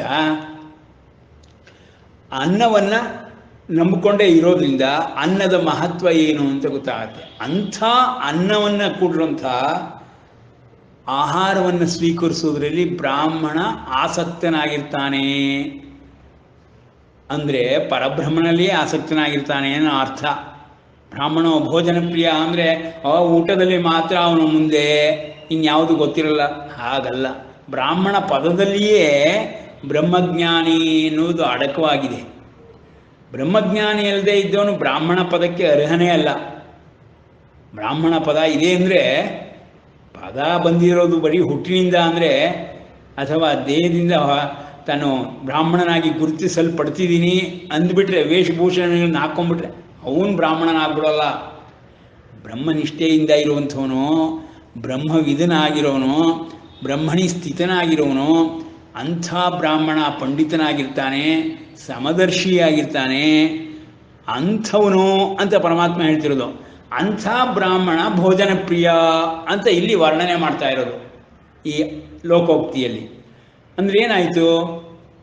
ಬರೀ ಬ್ರಾಹ್ಮಣನನ್ನು ಭೋಜನ ಪ್ರಿಯ ಅಂತ ಹೇಳಲಿಲ್ಲ. ಅದೇ ಥರ ಮೊದಲಿನ 3 ಪಾದಗಳಲ್ಲಿ 3 ದೊಡ್ಡ ದೊಡ್ಡ ವ್ಯಕ್ತಿತ್ವಗಳನ್ನು ಕಂಪೇರ್ ಮಾಡಿದ್ದಾರೆ. ಸೂರ್ಯನಿಗೆ ಕಂಪೇರ್ ಮಾಡಿದ್ದಾರೆ ಬ್ರಾಹ್ಮಣನನ್ನು. ಅಂದರೆ ಅವಾಗ ಯಾವ ಬ್ರಾಹ್ಮಣನನ್ನು ತಗೊಳ್ಬೇಕು? ಇಲ್ಲಿ ನಾವು ಮಂತ್ರ ಹೇಳಿಕೊಂಡು ಪುರೋಹಿತರಾಗಿ ಕೆಲಸ ಮಾಡ್ತಿರೋಂಥ ಬ್ರಾಹ್ಮಣದಲ್ಲಿ ನಾನು ಹುಟ್ಟಿದ್ದೀನಿ, ಬ್ರಾಹ್ಮಣ ನಾನು ಅಂತ ಹೇಳ್ಕೊಂಡು ಎಲ್ಲವನ್ನು ವ್ಯವಹಾರವನ್ನು, ಲೋಕ ವ್ಯವಹಾರಗಳನ್ನು ಮಾಡ್ತಿರ್ತಾರಲ್ಲ, ಅಂಥವ್ರನ್ನ ಬ್ರಾಹ್ಮಣನನ್ನು ಭೋಜನ ಪ್ರಿಯ ಅಂತ ಅವ್ರು ಹೇಳಿಲ್ಲ. ಅಲ್ಲಿ ಬ್ರಾಹ್ಮಣ ಪದಕ್ಕೆ ಅರ್ಥ ನಿಜವಾದ್ದು ಅಂಥ ಬ್ರಹ್ಮನಿಷ್ಠನಾದ ಬ್ರಾಹ್ಮಣ ಸೂರ್ಯನಿಗೆ ಸಮ, ವಿಷ್ಣುವಿಗೆ ಸಮ, ಶಂಕರನಿಗೆ ಸಮ. ಆ ಒಂದು ದೃಷ್ಟಿಯಲ್ಲಿ ಹೇಳಿದ್ದಾರೆ. ಅವರುಗಳು ಅಂಥ ದೊಡ್ಡ ವ್ಯಕ್ತಿತ್ವಗಳಾಗಿರುವಂಥ ಸೂರ್ಯನಾಗಲಿ, ಬ್ರಹ್ಮ, ಹರಿಯಾಗಲಿ, ಹರನಾಗಲಿ, ಇವರುಗಳಿಗೆ ಹೋಲಿಸಿದಾಗ ಇವನು ಬ್ರಾಹ್ಮಣ ಅಂತ. ಅಂಥ ಬ್ರಾಹ್ಮಣ, ಬ್ರಹ್ಮನಿಷ್ಠ ಬ್ರಾಹ್ಮಣ ಅಂಥವನು ಅನ್ನೋ ಅರ್ಥದಲ್ಲಿ ಹೇಳ್ಕೋಬೇಕು. ಇಲ್ಲ ಹೋದರೆ ಈ ಬ್ರಾಹ್ಮಣ ಪದದಂಥ ಕನ್ಫ್ಯೂಷನ್ ಆಗುವಂಥ ಪದ ಇನ್ನೊಂದಿಲ್ಲ. ಎಲ್ಲರೂ ಬ್ರಾಹ್ಮಣ ಬ್ರಾಹ್ಮಣ ಅಂದ್ಬಿಟ್ರೆ ಶ್ರೇಷ್ಠ ಅಂದ್ಕೊಂಡ್ಬಿಟ್ಟಿರ್ತಾರೆ. ಅವ್ರು ಶ್ರೇಷ್ಠ ಬ್ರಾಹ್ಮಣನಾಗಿ ಹುಟ್ಟಿದ್ರಿಂದ ಆಗೋದಿಲ್ಲ, ಮಂತ್ರ ಹೇಳಿದ್ರಿಂದ ಆಗೋದಿಲ್ಲ, ಪೌರೋಹಿತ್ಯ ಮಾಡಿದ್ರಿಂದನೂ ಆಗುವುದಿಲ್ಲ. ಬ್ರಹ್ಮಜ್ಞಾನವನ್ನು, ಬ್ರಹ್ಮ ಸಾಕ್ಷಾತ್ಕಾರವನ್ನು ಪಡೆದಂಥ ಶಂಕರಾಚಾರ್ಯರೇ ಒಪ್ಕೊಂಡ್ಬಿಟ್ಟಿದ್ದಾರೆ. ಆತ್ಮಭಾವದಿಂದ ಸದಾ ಇರೋದಕ್ಕಾಗಲ್ಲ ಅಂತ ಅಂದಮೇಲೆ ನಿಜವಾದ ಬ್ರಾಹ್ಮಣ ಏನೋ ಸ್ಥಿರವಾದ ಬುದ್ಧಿಯನ್ನು ಉಳ್ಳವನಾಗಿರ್ತಾನೆ. ಪರಬ್ರಹ್ಮನಲ್ಲಿ ಸ್ಥಿರ ಬುದ್ಧಿ, ಅವನು ಸ್ಥಿರವಾದ ಬುದ್ಧಿಯನ್ನು ಉಳ್ಳವನಾಗಿರ್ತಾನೆ. ಅಂಥವನು ಯಾರನ್ನೂ ದ್ವೇಷ ಮಾಡೋದಿಲ್ಲಪ್ಪ, ಯಾರನ್ನೂ ಇಷ್ಟಪಡೋದು ಇಲ್ಲಪ್ಪ, ರಾಗದ್ವೇಷಗಳಿಗೆ ಒಳಪಡೋದಿಲ್ಲಪ್ಪ. ಅಂಥ ಬ್ರಹ್ಮಜ್ಞಾನಿ ಯಾವಾಗಲೂ ಬ್ರಹ್ಮಣಿ ಸ್ಥಿತನಾಗಿರ್ತಾನಪ್ಪ. ಅಂಥ ಬ್ರಾಹ್ಮಣ ಪರಮಾತ್ಮನಿಗೂ ಪ್ರಿಯ. ವಿಷ್ಣು ಸಹಸ್ರನಾಮದಲ್ಲಿ ಬ್ರಾಹ್ಮಣ ಪ್ರಿಯ ಅಂತ ಬಂದ್ಬಿಡುತ್ತೆ. ಬ್ರಾಹ್ಮಣ ಪ್ರಿಯ ಅಂದ ತಕ್ಷಣ ವಿಷ್ಣು ಪಕ್ಷಪಾತಿ, ಬ್ರಾಹ್ಮಣ ಇದಾರಲ್ಲ ಎಲ್ಲರೂ ಬ್ರಾಹ್ಮಣರು ಅಂತ ಹೇಳ್ತಾರಲ್ಲ, ಅವ್ರನ್ನ ಮಾತ್ರ ಅವನು ಭಾಳ ಇಷ್ಟಪಡ್ತಾನೆ. ಅಂಥವ್ರು ಪ್ರಿಯ ಅವನು ವಿಷ್ಣು. ಅದರಿಂದ 4 ವರ್ಣದವರಲ್ಲಿ ಬರೀ ಬ್ರಾಹ್ಮಣ ವರ್ಣದವ್ರನ್ನ ಮಾತ್ರ ಇಷ್ಟಪಡೋದು, ಹೀಗೆಲ್ಲ ಅರ್ಥ ಹೇಳ್ಬಿಡ್ತಾರೆ. ಆ ಥರ ಅರ್ಥ ಹೇಳಬಾರ್ದು, ತಪ್ಪು. ಅದು ಬ್ರಾಹ್ಮಣ ಪದ ವರ್ಣಾದಿಗಳಿಗೆ ಬಂದಾಗ ಅದು ಬ್ರಹ್ಮಸ್ಥಿತನಾಗಿರುವಂಥ ಬ್ರಹ್ಮಜ್ಞಾನಿಯಾದಂಥ ವೇದಾಂತವನ್ನು ತಿಳಿದುಕೊಂಡಿರುವಂಥ ಬ್ರಾಹ್ಮಣನಿಗೆ ಹೋಲಿಕೆಯಲ್ಲ. ಆ ಪದವೇ ಬೇರೆ, ಈ ಪದವೇ ಬೇರೆ. ವರ್ಣವನ್ನು ಸೂಚಿಸ್ತಿರುವಂಥ ಬ್ರಾಹ್ಮಣ ಪದವೇ ಬೇರೆ. ಬ್ರಾಹ್ಮಣ ವರ್ಣ, ಕ್ಷತ್ರಿಯ ವರ್ಣ, ವೈಶ್ಯವರ್ಣ ಅಂತ ಹಾಗೆ ಅದು ಒಂದು ವರ್ಣ ಅಷ್ಟೆ. ಆ ವರ್ಣ ಬಂದ ಮಾತ್ರಕ್ಕೆ ಅವರು ಬ್ರಹ್ಮಜ್ಞಾನಿಗಳು ಖಂಡಿತವಾಗಿ ಅಲ್ಲ. ಆತ್ಮಭಾವವುಳ್ಳವರು ಖಂಡಿತವಾಗಿ ಅಲ್ಲ. ಪರಮಾತ್ಮನನ್ನು ಸಾಕ್ಷಾತ್ಕಾರಕ್ಕೆ ಮಾಡ್ಕೊಂಡಿರೋರು ಖಂಡಿತವಾಗಿ ಅಲ್ಲ. ಅದನ್ನು ನಾವು ವ್ಯತ್ಯಾಸವನ್ನು ತಿಳ್ಕೋಬೇಕು. ಪದ ಒಂದೇ ಆದರೂ ಸಾಂದರ್ಭಿಕವಾಗಿ ಅವರಲ್ಲಿರುವ ಸತ್ವವನ್ನು ನೋಡಿದಾಗ ಮಾತ್ರ ಗೊತ್ತಾಗುತ್ತೆ. ಆ ಥರ ತಿಳಿದುಕೊಂಡಾಗ ಮಾತ್ರ ಅಂಥ ಬ್ರಾಹ್ಮಣ ಪರಮಾತ್ಮನಿಗೆ ಪ್ರಿಯ. ಬ್ರಾಹ್ಮಣ ಪ್ರಿಯ ವಿಷ್ಣು ಸಹಸ್ರನಾಮದಲ್ಲಿ ಬರುತ್ತೆ. ಸೊ ಲೋಕೋಕ್ತಿಯಲ್ಲಿ ನಾ ಬ್ರಾಹ್ಮಣ ಭೋಜನ ಪ್ರಿಯ ಅಂತ ಹೇಳಿದಾಗಲೂ ಬ್ರಾಹ್ಮಣ ಪದವನ್ನು ಸಾಮಾನ್ಯ ಬ್ರಾಹ್ಮಣನಾಗಿ ನಾವು ನೋಡ್ತಿರುವಂಥ ವರ್ಣದ ಬ್ರಾಹ್ಮಣನಾಗಿ ಅಲ್ಲ, ಪರಮಾತ್ಮನಿಗೆ ಸಮನಾಗಿ, ಶಂಕರನಿಗೆ ಸಮನಾಗಿ, ಸದಾಶಿವನಿಗೆ ಸಮನಾಗಿ, ಶ್ರೀಹರಿಗೆ ಸಮನಾಗಿ, ಅಲಂಕಾರ ಪ್ರಿಯೋ ವಿಷ್ಣು, ವಿಷ್ಣುವಿಗೆ ಸಮನಾಗಿ. ವಿಷ್ಣು ಅಲಂಕಾರವನ್ನು ಇಷ್ಟಪಡ್ತಾನೆ ಅಂತ, ಶಂಭುಗೆ ಅಭಿಷೇಕ ಮಾಡ್ತಾ ಇದ್ದರೆ ತುಂಬ ಇಷ್ಟ ಆಗುತ್ತೆ ಅಂತ, ನಮಸ್ಕಾರ ಮಾಡಿದ್ರೆ ಸಾಕು ಸೂರ್ಯನಿಗೆ ಇಷ್ಟ ಆಗುತ್ತೆ ಅಂತ. ಹಾಗೂ ಅವರು 3 ಜನಕ್ಕೂ ಇಷ್ಟ ಆಗುವಂಥ ವಸ್ತುಗಳನ್ನು ಹೇಳಿರಬೇಕಾದ್ರೆ ಬ್ರಾಹ್ಮಣ ಅನ್ನಿಸ್ಕೊಂಡಿದ್ದವನಿಗೂ ಇಷ್ಟವಾಗೋ ವಸ್ತುನ ಹೇಳಿದ್ದಾರೆ. ಯಾವ ಬ್ರಾಹ್ಮಣ? ನಾವು ನೋಡ್ತಿರೋವಂಥ ದಿನನಿತ್ಯ ಬ್ರಾಹ್ಮಣ ಊಟದಲ್ಲಿ ಆಸಕ್ತಿ ಇದೆ, ಅವನು ಅದರಿಂದ ಭೋಜನ ಪ್ರಿಯ ಅಂತ ಹಾಗೆ ಹೇಳಬಾರ್ದು. ಆ ಬ್ರಹ್ಮನಿಷ್ಠನಾಗಿರುವಂಥವನು ಭೋಜನ ಪ್ರಿಯ ಅಂತಂದ್ರೆ ಏನಪ್ಪ? ಅವನಿಗೆ ಇಷ್ಟವಾದದ್ದು ಭೋಜನ ಅಂತ. ಯಾವುದೇ ದ್ರವ್ಯಗಳನ್ನು ಕೊಟ್ಟರು, ಯಾವುದೇ ಧನ ಕನಕಾದಿಗಳನ್ನು ಕೊಟ್ಟರು, ಏನನ್ನು ಕೊಟ್ಟರು ತೃಪ್ತನಾಗದೇ ಇರುವಂಥವನು ಅಂಥ ಬ್ರಹ್ಮಜ್ಞಾನಿ ಬರೀ ಒಂದು ಭೋಜನದಿಂದ ತೃಪ್ತನಾಗ್ತಾನೆ. ಉದಾಹರಣೆಗೆ ಕುಂತಿ ರಾಜ್ಯಕ್ಕೆ ದೂರ್ವಾಸ ಮಹರ್ಷಿಗಳು ಬಂದಾಗ ಅವರನ್ನು ಆದರ ಆತಿಥ್ಯಗಳನ್ನು ಮಾಡೋದಕ್ಕೆ ಕುಂತಿಯನ್ನು ಬಿಟ್ಬಿಡ್ತಾರೆ. ಅವ್ರು ಎಷ್ಟು ದಿವಸ ಇರ್ತಾರೋ ಅಷ್ಟು ದಿವಸ ಆದರಾತಿಥ್ಯಗಳನ್ನು ಮಾಡಿ ಬಹಳ ಸಂತೋಷವಾಗಿ ದೂರ್ವಾಸರು ವರಗಳನ್ನು ಕೊಡ್ತಾರೆ. ಅವರ ಹತ್ರ ಏನು ದುಡ್ಡು ಕಾಸು ಅವೆಲ್ಲ ಏನು ಧನ ಕನಕಾದಿಗಳೆಲ್ಲ ಏನೂ ಇರೋದಿಲ್ಲ. ತಪೋನಿಷ್ಠರು, ಬ್ರಹ್ಮನಿಧಿಗಳು. ಅವರ ಹತ್ರ ಇರೋದೇನು? ಮಂತ್ರಗಳು, ಪರಮಸಿದ್ಧಿಯನ್ನು ಹೊಂದಿರುವಂಥ ಮಂತ್ರಗಳು. ಆ ಮಂತ್ರಗಳನ್ನು ಹೇಳಿದ್ರೆ ಯಾವ ದೇವತೆಗಳು ಸಹಿತ ಬಂಧನಕ್ಕೆ ಒಳಪಟ್ಟು, ವಶಕ್ಕೆ ಒಳಪಟ್ಟು, ಮಂತ್ರ ವಶಕ್ಕೆ ಒಳಪಟ್ಟು ಬಂದ್ಬಿಡ್ತಾರೆ, ವರಗಳನ್ನು ಕೊಡ್ತಾರೆ. ಏನು ವರವನ್ನು ಬೇಕಾದರೂ ಕೊಡ್ತಾರೆ. ಹಾಗೆ ದೇವತೆಗಳೇ ಬರಬೇಕಾದ್ರೆ ಕುಬೇರ ಮಂತ್ರವನ್ನು ಹೇಳಿದ್ರೆ ಕುಬೇರ ಬಂದು ಇಡೀ ಜಗತ್ತಿನಲ್ಲಿರುವ ಅಷ್ಟ ಐಶ್ವರ್ಯಗಳನ್ನು ಕೊಡಲಾರನೆ. ಬರೀ ಕುಬೇರ ಮಂತ್ರ ಒಂದು ಸಾಲದೆ ದೂರ್ವಾಸರಿಗೆ ಐಶ್ವರ್ಯ ಕೊಡಿಸ್ಬೇಕು ಅಂದರೆ, ಹಾಗೆ 5 ಮಂತ್ರಗಳನ್ನು ಕೊಡ್ತಾರಲ್ಲ ಕುಂತಿಗೆ, 5 ಮಂತ್ರಗಳನ್ನು ಏನೋ ಒಂದು ಊಟ ಉಪಚಾರಗಳಿಂದ ತೃಪ್ತರಾಗಿ ಕೊಡ್ತಾ ಇದ್ದಾರೆ ಅಂದರೆ ಅವರು ಲೌಕಿಕರ ದೃಷ್ಟಿಯಲ್ಲಿ ನೋಡುವಂತಹ ಬ್ರಾಹ್ಮಣರಲ್ಲ. ಅವರೆಲ್ಲ ಋಷಿಮುನಿಗಳು. ಎಲ್ಲಿದ್ದಾರೆ?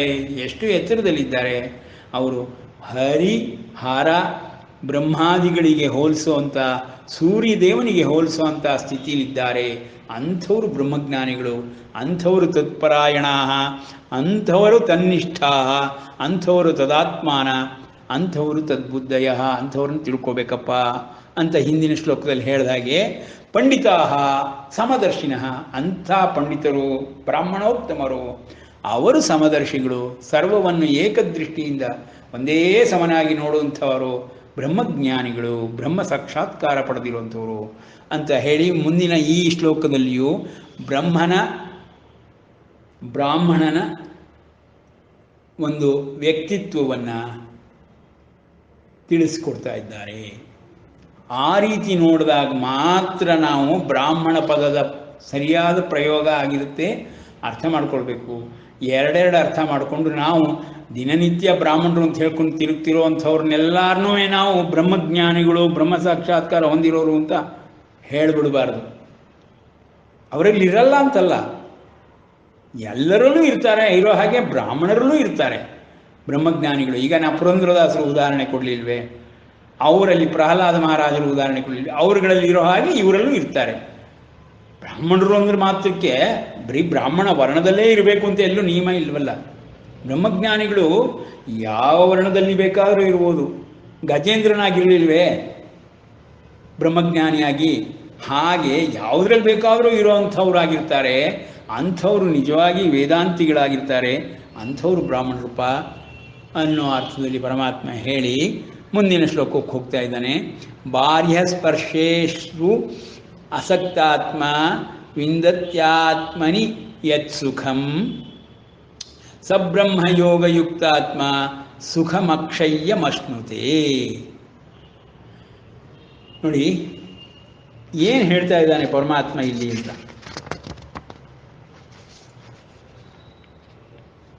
ಈ ಪುಸ್ತಕದಲ್ಲಿ ಬರೆದಿರೋ ಒಂದು ಟಿಪ್ಪಣಿ ಪ್ರಕಾರ, ಆ ಪರಮಾತ್ಮನಲ್ಲಿಯೇ ಬುದ್ಧಿಯನ್ನಿಟ್ಟವರಾಗಿ ಆತನೇ ತಮ್ಮ ಆತ್ಮನೆಂದು ಕಂಡುಕೊಂಡವರಾಗಿ ಆತನಲ್ಲಿಯೇ ಸದಾಕಾಲ ತಾತ್ಪರ್ಯದಿಂದ ನಿಲುಗಡೆಯನ್ನು ಹೊಂದಿ ಆತನೇ ಪರಮಗತಿಯೆಂದು ನಿಶ್ಚಯಿಸಿದವರಾಗಿ ಅವರು ಜ್ಞಾನದಿಂದ ಕಲ್ಮಶವನ್ನೆಲ್ಲವನ್ನು ತೊಳೆದುಕೊಂಡು ಸಂಸಾರಕ್ಕೆ ಮರಳಿಬಾರದಂತಹ ಪರಮ ಪದವಿಯನ್ನು ಹೊಂದುತ್ತಾರೆ.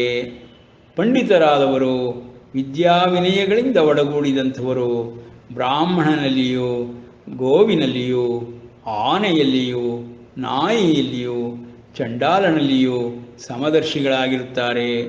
ಯಾರ ಮನಸ್ಸು ಆ ಸಮವಾದ ಬ್ರಹ್ಮದಲ್ಲಿ ನಿಂತಿರುವುದೋ ಅವರು ಅಲ್ಲಿ ಬದುಕಿರುವಾಗಲೇ ಜನ್ಮವನ್ನು ಜಯಿಸಿದಂತೆ.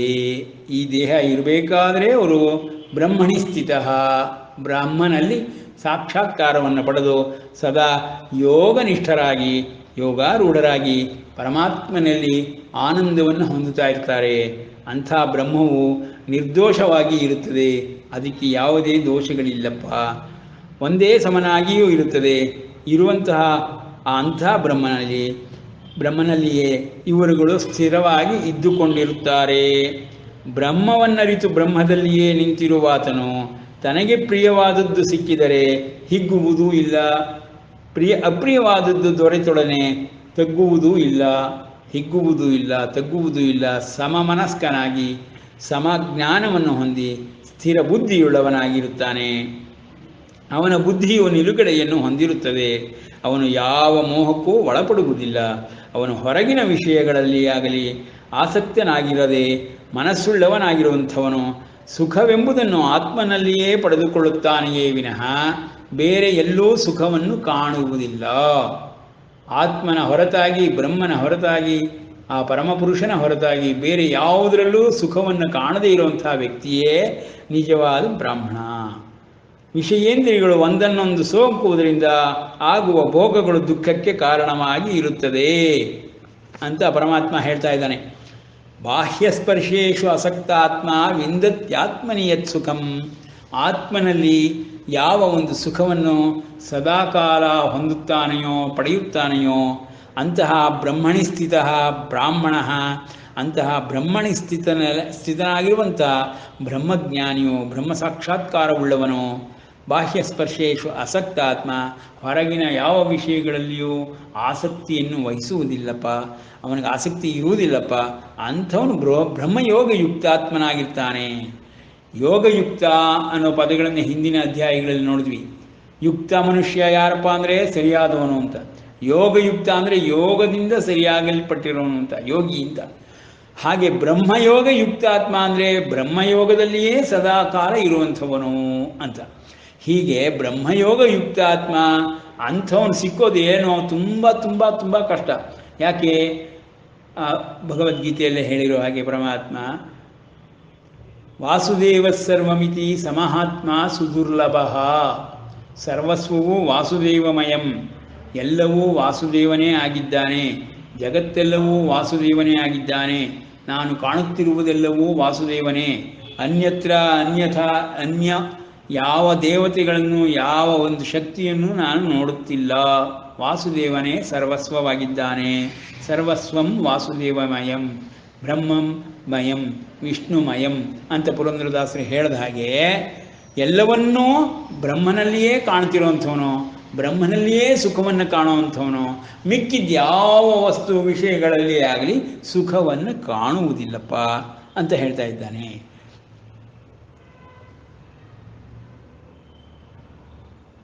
ಸಬ್ರಹ್ಮಯೋಗ ಯುಕ್ತಾತ್ಮ, ಅಂಥವನು ಯುಕ್ತಾತ್ಮ, ಯೋಗಯುಕ್ತಾತ್ಮ, ಬ್ರಹ್ಮಯೋಗ ಯುಕ್ತಾತ್ಮ ಅಂತ ಹೇಳ್ತಾ ಇದ್ದಾನೆ ಪರಮಾತ್ಮ. ಅವನು ಪಂಡಿತಪ್ಪ, ಅವನು ಬ್ರಹ್ಮಜ್ಞಾನಿಯಪ್ಪ, ಬ್ರಹ್ಮ ಸಾಕ್ಷಾತ್ಕಾರವನ್ನು ಪಡೆದುಕೊಂಡಿದ್ದಾನಪ್ಪ. ಸುಖಮಕ್ಷಯ್ಯ ಮಶ್ನುತೆ, ಸುಖವನ್ನು ಸದಾಕಾಲ ಬ್ರಹ್ಮನಲ್ಲಿಯೇ ನೋಡ್ತಾನೆ. ಅವನು ಬ್ರಹ್ಮನಲ್ಲಿಯೇ ಸದಾಕಾಲ ಸುಖವನ್ನು ಪಡೆಯುತ್ತಾನೆ. ಅವನಿಗೆ ಸುಖ ಎಂಬುದು ಸಂತೋಷ ಎಂಬುವುದು, ಆನಂದವೆಂಬುದು ಬ್ರಹ್ಮ ಸಂಪರ್ಕದಲ್ಲಿ, ಬ್ರಹ್ಮ ಸಾನ್ನಿಧ್ಯದಲ್ಲಿ, ಬ್ರಹ್ಮನಿಷ್ಠೆಯಲ್ಲಿ, ಬ್ರಹ್ಮಪರಾಯಣತ್ವದಲ್ಲಿ ಮಾತ್ರ ಇರುತ್ತೆ ಹೊರತು ಅನ್ಯತ್ರ ಯಾವ ವಿಷಯಗಳಲ್ಲಿಯೂ, ಯಾವ ವಸ್ತುಗಳಲ್ಲಿಯೂ, ಯಾವ ವ್ಯಕ್ತಿಗಳಲ್ಲಿಯೂ, ಯಾವುದರಲ್ಲಿಯೂ ಇರುವುದಿಲ್ಲ. ಅವನಿಗಿರೋದೆಲ್ಲ ಬರೀ ಅದರೊಳಗೆ, ಅದೊಂದರೊಳಗೇನೆ. ಅಂಥವನು ಬ್ರಹ್ಮಪರಾಯಣ, ಅಂಥವನು ಬ್ರಹ್ಮನಿಷ್ಠ, ಅಂಥವನು ಬ್ರಹ್ಮನಿಷ್ಠನಾಗಿದ್ದಂಥ ಅಂಥ ಬ್ರಾಹ್ಮಣ, ನಿಜವಾಗಿ ಬ್ರಾಹ್ಮಣ. ಇನ್ನು ಬ್ರಾಹ್ಮಣ ಅನ್ನೋ ಪದಕ್ಕೆ ಎಲ್ಲರೂ ನಾನು ಬ್ರಾಹ್ಮಣ ಅಂತ ಹೇಳಿದ ಮಾತ್ರಕ್ಕೆ ಅವರು ಬ್ರಾಹ್ಮಣರಾಗುವುದಿಲ್ಲ. ಯಾಕೆ? ಯಾರು ನಿಜವಾದ ಬ್ರಾಹ್ಮಣ? ವೇದಾಂತಕೋ ಬ್ರಾಹ್ಮಣಸ್ಯ. ವೇದವನ್ನು ತಿಳಿದವನು ಬ್ರಾಹ್ಮಣ ಅಲ್ಲ, ವೇದವನ್ನು ಪಠಣ ಮಾಡಿದವನು ಬ್ರಾಹ್ಮಣ ಅಲ್ಲ. ಯಾರು ಬ್ರಾಹ್ಮಣ ನಿಜವಾಗಿ? ವೇದಾಂತವನ್ನು ತಿಳಿದಿರುವವನು ಬ್ರಾಹ್ಮಣ. ವೇದಾಂತ ಏನಪ್ಪ? ಸದಾ ಬ್ರಹ್ಮನಿಷ್ಠೆಯಾಗಿರೋದು, ಸರ್ವದಾ ಎಲ್ಲದರಲ್ಲಿಯೂ ಸಮದರ್ಶಿಯಾಗಿರುವುದು, ಪಂಡಿತನಾಗಿರುವುದು, ಎಲ್ಲವನ್ನೂ ಏಕಪ್ರಕಾರವಾಗಿ ನೋಡುವಂಥದ್ದು. ಸರ್ವಂ ವಿಷ್ಣುಮಯಂ ಜಗತ್, ಸರ್ವಂ ಬ್ರಹ್ಮಮಯಂ ಜಗತ್, ಸರ್ವಂ ಶಿವಮಯಂ ಜಗತ್ ಅನ್ನೋ ಒಂದು ಭಾವವನ್ನು ಯಾರು ಹೊಂದಿರ್ತಾನೋ ಅವನು ನಿಜವಾದ ಬ್ರಾಹ್ಮಣ. ಅಂಥ ಬ್ರಾಹ್ಮಣನಲ್ಲಿ ವೇದಾಂತಕಃ, ವೇದಾಂತವನ್ನು ತಿಳಿದುಕೊಂಡಿರುವಂಥ ಬ್ರಹ್ಮ ಸಾಕ್ಷಾತ್ಕಾರ, ಬ್ರಹ್ಮನಿಷ್ಠೆ, ತದ್ಬುದ್ಧಯ ತದಾತ್ಮಾನ ತನ್ನಿಷ್ಠ ತತ್ಪರಾಯಣ ಅನ್ನುವುದೆಲ್ಲ ಇರುತ್ತಪ್ಪ. ತತ್ ಎನ್ನುವ ಪದಕ್ಕೆ ಬ್ರಹ್ಮ ಅಂತ ಹೇಳಬೇಕು ಅಂತ ನಾನು ಹೇಳಿದ್ನಲ್ಲ, ಹಾಗೆ ಅಂಥ ಬ್ರಹ್ಮನಿಷ್ಠರು, ಅಂಥ ಬ್ರಹ್ಮನನ್ನು ಆತ್ಮಾನ ಅಂತ ಹೇಳ್ಕೊಳ್ಳುವಂಥವ್ರು, ಆ ಬ್ರಹ್ಮನಿಷ್ಠರು ಬ್ರಹ್ಮತತ್ಪರಾಯಣರಾಗಿರುವಂಥವರು ಗಚ್ಚಂತಿ ಅಪುನರಾವೃತ್ತಿಂ, ಪರಮ ಪದವಿಯನ್ನೇ ಸೇರ್ತಾರೆ, ಇನ್ನೊಂದ್ಸರಿ ಹಿಂತಿರುಗಿ ಬರುವುದಿಲ್ಲಪ್ಪ. ಅಂದರೆ ಮುಕ್ತರಾಗ್ತಾರೆ. ಯಾವುದೇ ಶರೀರಗಳನ್ನು ಮತ್ತೆ ಮತ್ತೆ ಪಡ್ಕೊಳ್ಳೋದಿಲ್ಲ. ಸೂಕ್ಷ್ಮ ಶರೀರವನ್ನೂ ಪಡ್ಕೊಳ್ಳೋಲ್ಲ, ಈವನ್ ಕಾರಣ ಶರೀರವನ್ನೂ ಪಡ್ಕೊಳ್ಳಲ್ಲ, ಈವನ್ ಭೌತಿಕ ಶರೀರವಂತೂ ಪಡ್ಕೊಳ್ಳೋದೇ ಇಲ್ಲ, ಇಹಲೋಕಕ್ಕೆ ಬರುವುದೇ ಇಲ್ಲ. ಅಂಥ ಬ್ರಹ್ಮನಿಷ್ಠರಾಗಿರೋವಂಥವ್ರು, ಬ್ರಹ್ಮಣಿ ಸ್ಥಿತರಾಗಿರೋವಂಥವ್ರು, ಬ್ರಹ್ಮವಿದ್ ಆಗಿರೋವಂಥವ್ರು ಸ್ಥಿರ ಬುದ್ಧಿಯುಳ್ಳವರಾಗಿರ್ತಾರೆ ಬ್ರಹ್ಮನಲ್ಲಿ. ಅವರುಗಳು ಯಾವುದರಲ್ಲೂ ಸುಖವನ್ನು ಕಾಣುವುದಿಲ್ಲ. ಅವರಿಗೆ ಸುಖವೆಲ್ಲ ಇರೋದು ಯಾವುದರಲ್ಲಿ? ಬ್ರಹ್ಮನಲ್ಲಿ ಮಾತ್ರ ಸುಖವನ್ನು ಇರುತ್ತೆ. ಆ ಬ್ರಹ್ಮ ಸುಖವನ್ನು ಮಾತ್ರ, ಬ್ರಹ್ಮಾನಂದವನ್ನು ಮಾತ್ರ, ಪರಮಾನಂದವನ್ನು ಮಾತ್ರ ಸದಾಕಾಲ ಹೊಂದುತ್ತಾ ಇರ್ತಾರೆ. ಅಂಥವರು ಬುಧಃ ನತೇಷು ರಮತೆ ಬುಧಃ. ಯಾವುದರಲ್ಲಿ? ಇಂದ್ರಿಯಾದಿಗಳಲ್ಲಿ, ಭೋಗಗಳಲ್ಲಿ ಅವರು ರಮಿಸುವುದಿಲ್ಲ ಅಂತ ಹೇಳ್ಬಿಟ್ಟ ಪರಮಾತ್ಮ. ಮುಂದಿನ ಶ್ಲೋಕದಲ್ಲಿ ಹೇಳಿದ್ದಾನೆ, ಯೇಹಿ ಸಂಸ್ಪರ್ಶಜ ಭೋಗ ದುಃಖಯೋನಯ ಏವತೆ ಆದ್ಯಂತವಂತಹ ಕೌಂತೆಯ ನತೇಷು ರಮತೆ ಬುಧಃ. ಇದನ್ನು ನಾಳೆ ಡೀಟೇಲ್ ಆಗಿ ನೋಡೋಣ.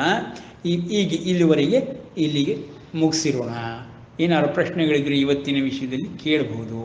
ಅಕಸ್ಮಾತ್ ಯಾರಿಗಾದ್ರೂ ಮಿಸ್ ಆಗಿದ್ದರೆ ರೆಕಾರ್ಡ್ ಮಾಡಿದ್ದೀನಿ, ಆ ರೆಕಾರ್ಡನ್ನು ಕಳಿಸ್ಕೊಡ್ತೀನಿ, ತಾವು ಕೇಳ್ಕೊಬೋದು. ಆಮೇಲಿಂದ ಯಾವುದೇ ಪ್ರಶ್ನೆಗಳಿದ್ದರೂ ಆಮೇಲೂ ಕೇಳ್ಬೋದು, ನಾಳೆನೂ ಕೇಳ್ಬೋದು, ತೊಂದರೆ ಇಲ್ಲ. ಇವತ್ತಿನ ದಿನ ಕೇಳದೇ ಇದ್ದವರು ಕೇಳ್ಬೋದು, ಕೇಳಿದ ಮೇಲೆ ಆ ಪ್ರಶ್ನೆನೂ ಕೇಳ್ಬೋದು.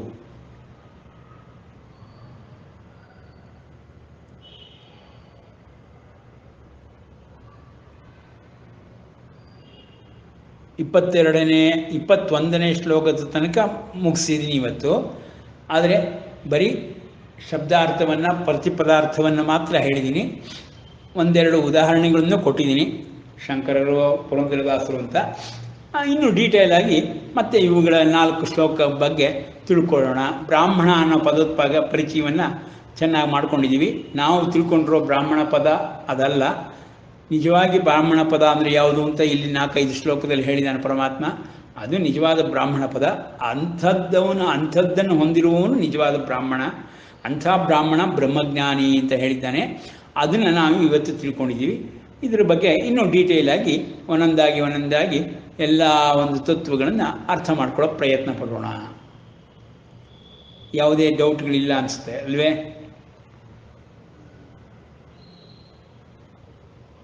ಮುಗಿಸೋಣ, ಆಗ್ಬೋದಲ್ಲ?